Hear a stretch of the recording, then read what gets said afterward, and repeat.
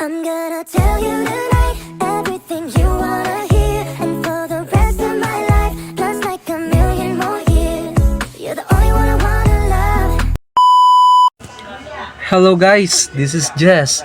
Isa akong animator and visual artist. Bale, dito ako sa page ng TikTok ko. Nagpo-post ako about sa mga pag-animate. Then, ito yung tutorial sa inyo kung paano kung gumawa ng sariling animation. Gusto nyo ba makita? Kung ano yung proof na ituturo ko sa inyo. Kaya guys, let's see it.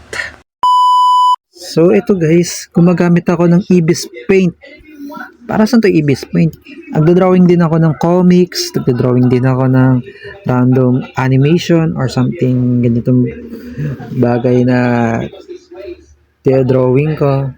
Kahit anong anime kaya ko drawing. Something na iniisip ko yan. Kaya ito guys, ito yung behind the scenes na ginawa kong ng music video na ginawa ko sa pag-post sa YouTube channel ko at sa TikTok. Kaya guys, may makikita kayo ng sunod-sunod yung motions. So, bakit may motions? Okay? Antayin natin yung yung mismong ads. Yung ads kasi talaga, daming sumisingit. Kapag online kasi, may ads yung lumalabas. Kapag offline, yun naman, madaling mandrawing. Kaya ito yun sa akin. Ito yung gawa ko kung paano ako nag-animate. Kaya mapapansin nyo, parang totoong totoo. First of all, ito yan. Madami din akong proof na ginawa ko sa mga drawing ko or sa pag-animate ko. Kaya ginawa ko dito ay pagsunod-sunurin ko ang aking animations. Tapos mas uunahin pa mismo gumawa ng tao bago background. Saan ba nakuha yung background? Siyempre sa brush. Sa mga brushes na ginawa ko, ayun yan na. Yan, pinakita ko. Tapos, paano kung gumawa ng langit? Siyempre, eto rin din yun. Wait lang ha. Eto rin din sa airbrush ko na Kazuart. Kaya yung ibang layers ng ginawa ko ay iniiba-iba ko. Kaya tignan mo yung motions ng background. Diba? Parang nagda-drive ka sa sa ibang lugar eh. Kaya yung iba kasi parang nag-iiba yung heights ng trees or yung damo. Kaya mapapansin nyo, nag-iiba yung motions ng pag-animate ko. Kaya ito guys, wait lang ha.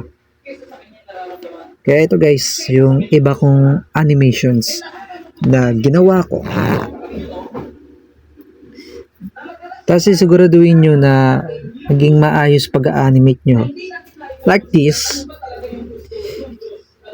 Kung gusto nyo may galaw yung yung tao, dapat sunod-sunod. Sunod-sunod yung motions ng paggawa ng tao or yung mata mismo. Pero wag kayo biglang gagawa agad. Tapos ang gagawin nyo dito, kung paano gumawa ng sariling motion ng animation, mag-copy paste kayo ng tao. Yan, copy, tsaka paste, copy at paste. Tapos sunod-sunod yung motions na ginawa ninyo sa pag-animate. Kaya guys, maganda kasi paggawa ng sariling animation. Sa mga expert na animator talaga, sila mismong tumatagal ng 1 week sa paggawa. Tapos yung mga layers nila ay sobrang dami. Ba't sobrang dami? Kasi mga animator talaga, sila yung pala isipang gumagawa ng sariling animations eh. Hindi sila literally na napapagod ng ilang linggo na walang oras sa kain, walang oras sa tulog. Kaya mga animator kasi, mga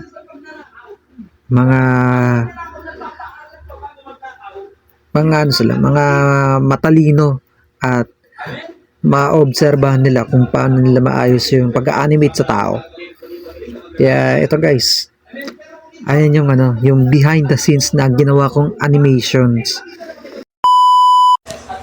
So, ito ngayon guys. Ayun yung tips paano gumawa ng sariling animations. Then, walang problema sa pag-animate. Walang mahirap. Then, okay lang sa inyo na patuto kayo ng paulit-ulit.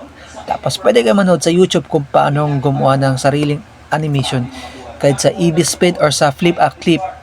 Alam mo yung Flip a Clip? Yung Flip a Clip talaga, ay yung motions na paano sunod-sunod na rin yung yung pag-clip mismo ng animations or sa drawing ninyo. Kaya sa mga digital artists or sa visual artist dyan, pwede kayo sumubok. Kaya ako guys, bilang isang animator and visual artist, kaya ko rin ipagsabay yung mga ginagawa ko. Kaya pag may time ako, gumagawa rin ako. Tapos yung paggawa ng comics, na ako 4 years na, almost 4 years o 5 years. 5 years ako gumagawa. Kaya ayun yung basically sa paggawa ng animation. Kaya guys, thanks for watching my own video.